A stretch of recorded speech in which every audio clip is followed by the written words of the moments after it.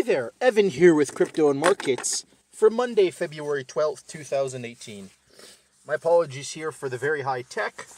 My internet decides to go down this morning at home, and of course I gotta hit to work. So, yeah, anyhow, here it is. I'm just gonna do a quick morning note here, go over a few headlines, a few charts showing where we are in relation to the Chinese credit impulse, also where positioning is in the oil and copper markets to kind of show that we aren't really out of the woods yet. Anyhow, let's get right into it. Firstly, this came out of Zero Hedge on Friday, and it really caught my attention. Retail investors are pouring money again into short VIX ETFs, undeterred by recent VIX product turmoil. From JP Morgan. Again, guys, if you're a retail investor and you're watching this right now, and you were buying the last few days, please know what you're buying here. You're buying a very illiquid ETF where the big money, the institutional investors, the managed money who have got burned on this, really especially in the past couple of weeks here, are trying to pour out. And again, I'll say this.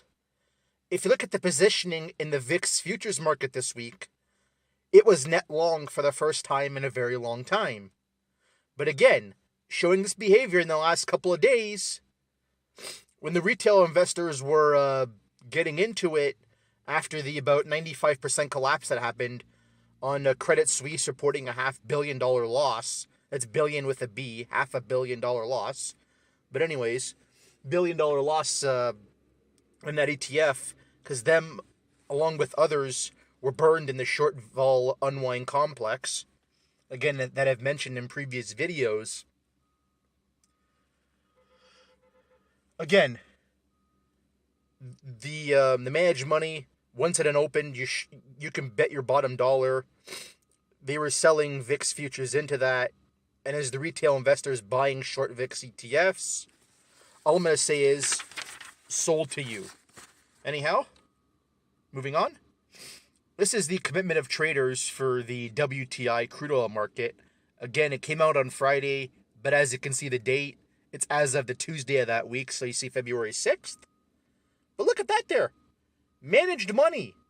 We're not down that much. Even in a 10% decline, I'm sure when the next report comes out, it'll show us a bit further down again. But down only 15,000 net contracts to net around 468 isn't a big decline, guys, considering they were down. Oil was down about 10% last week. They get to show another chart too. Here you go. Copper. Same thing. Look at that. We're not really down at all. We're down about 2,000 contracts net in managed money. We're still long about 54,000 contracts.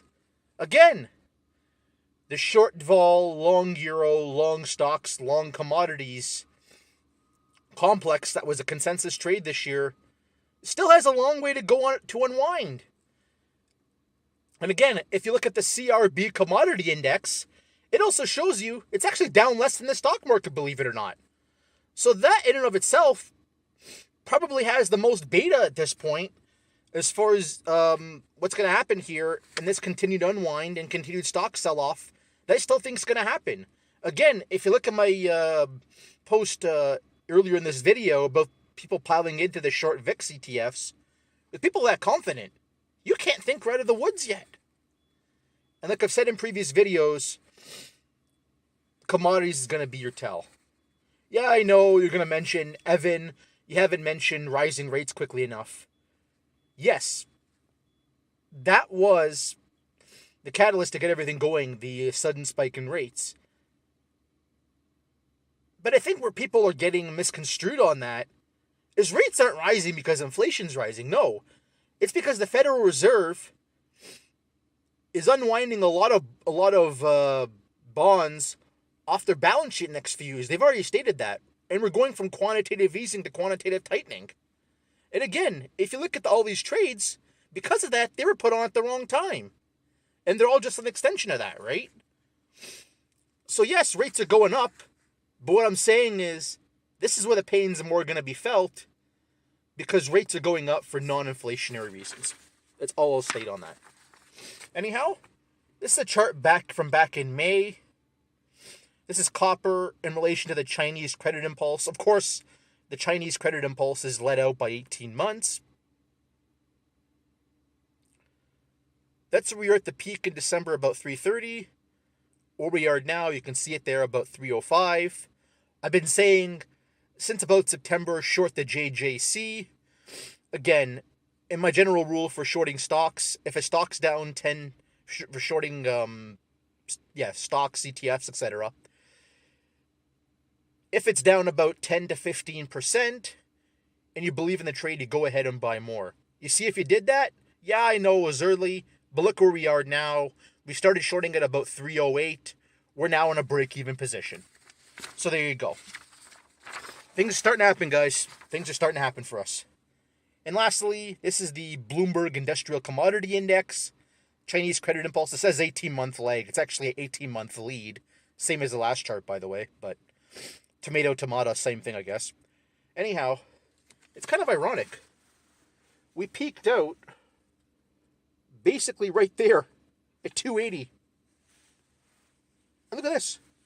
If you leave everything out, and by the way, this chart is cut off a little bit earlier than the copper one, by the way. It's a bit older. It's a bit of a older chart in that sense.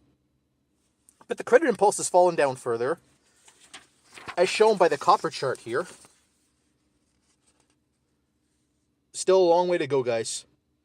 Long way to go. So I'll go ahead and just say this in closing. As far as unwind, we're not out of the woods yet. Stay in all the short trades. It's starting to work out for us. And as long as people are under the belief that short vol is here to stay, which the retail investor especially still is, it'll keep going down. That's all I'm going to say. If you like what you heard, hit the like button, leave a comment down below, and subscribe. Y'all stay close.